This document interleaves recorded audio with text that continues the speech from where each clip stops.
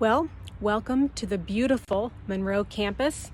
My name is Kate Curry, and I am the early childhood faculty here full-time, and I'll be your tour guide as we take a look at our campus here and what is available to our students as they work through the early childhood program to develop and grow and be prepared to enter the field. Behind me you can see Cap Hall. We'll be walking in there in a minute, and you can also see Keystone, and way down the way there you'll be able to see just the background of where this college is situated.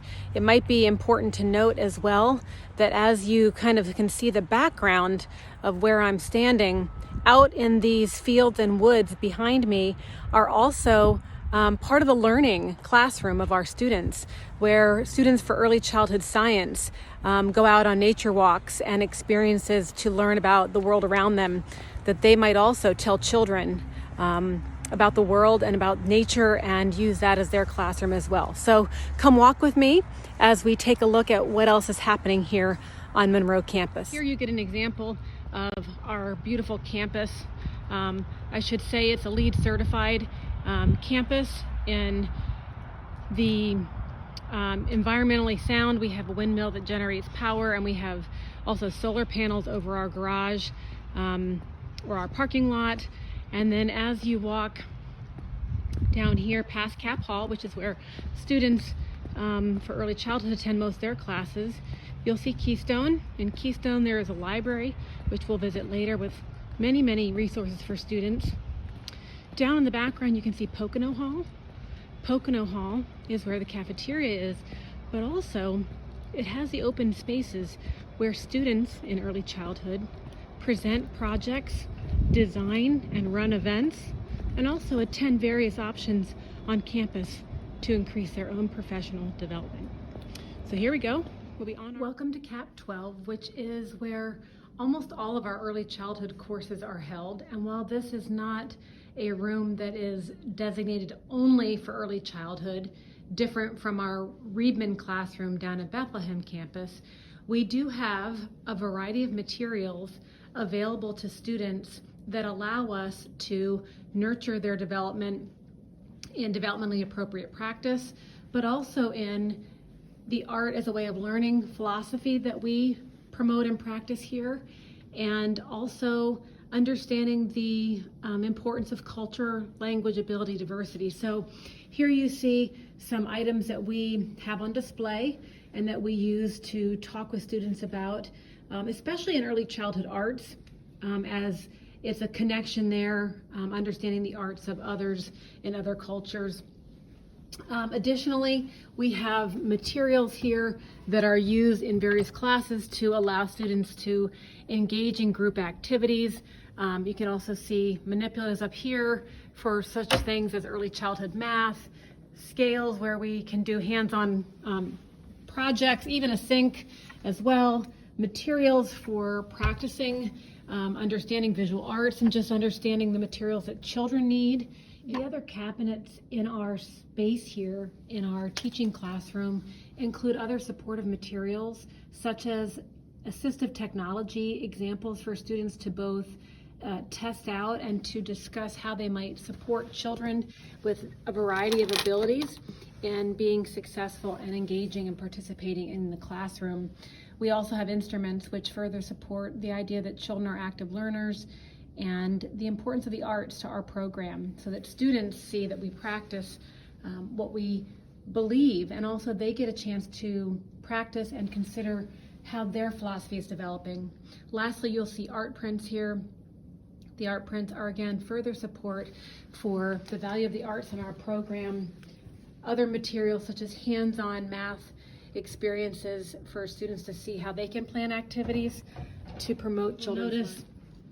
Along this back wall, we share this room with a music class, but we have other items such as Legos and blocks and microscopes for early childhood science.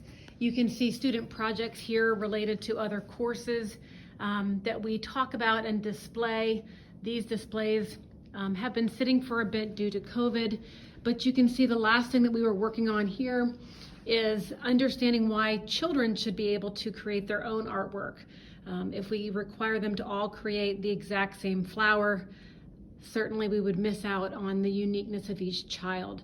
So the next step here would students be able to work together to determine how would we display this to communicate children's development or something about their learning. And so we talk about displays and the environment. Here in this particular case is iPads that are available for students to use technology to research things, but also to test out things like assistive technology for speech to text and other options like that for involving all children.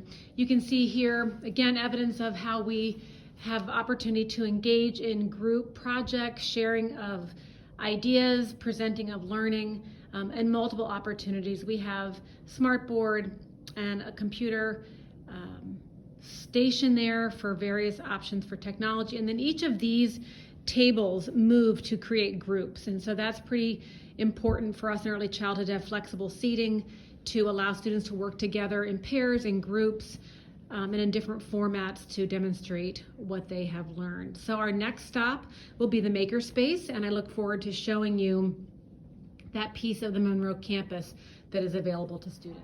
Join me as we take our next visit to the Monroe Makerspace. This is housed in the same building where students attend classes on the other side of the building. And this is the Monroe Makerspace.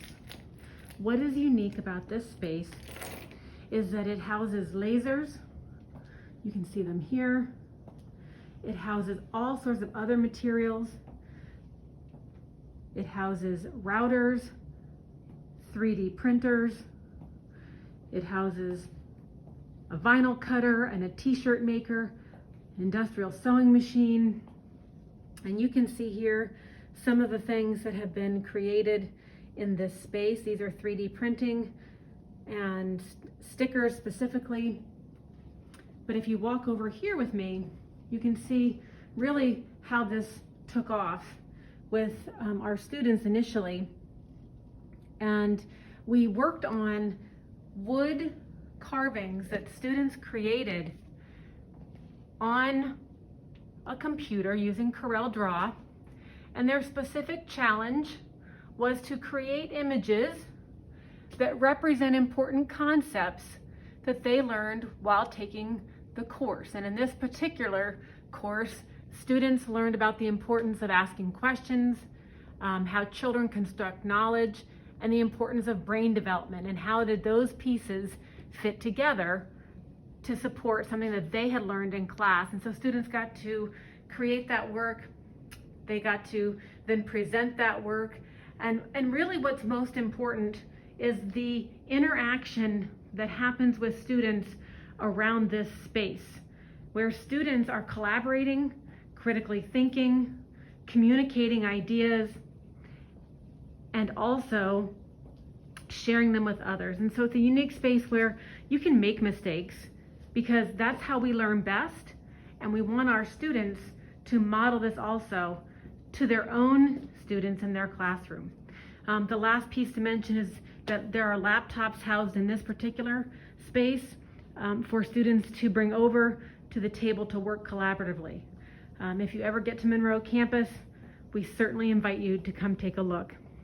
One other mention in this space, which will also be another wonderful asset for students, is our new greenhouse.